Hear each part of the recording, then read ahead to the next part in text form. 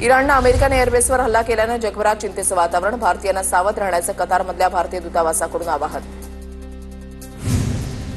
इराणनं केलेल्या हल्ल्याचा कतारकडून निषेध. संरक्षण दलानं हा हल्ला हाणून पाडला. कतारच्या सैन्य दलाकडून अधिकृत माहिती जारी. इराणच्या परराष्ट्र मंत्र्यांकडून रशियाचे राष्ट्राध्यक्ष पुतीन यांची भेट. अमेरिकेच्या हल्ल्यानंतर इराणनं रशियाकडे पाठिंबा मागितला.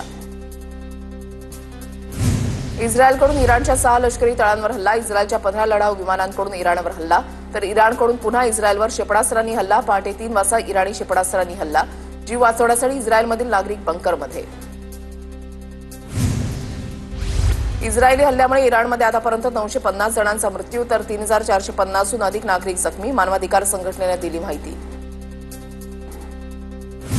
रशिया, चीन, पाकिस्तानकडून संयुक्त राष्ट्र सुरक्षा परिषदेमध्ये युद्धबंदीचा प्रस्ताव. अमेरिकेचे हल्ले धोकादायक आणि स्वीकारण्यायोग्य नाहीत, रशियाचं मत.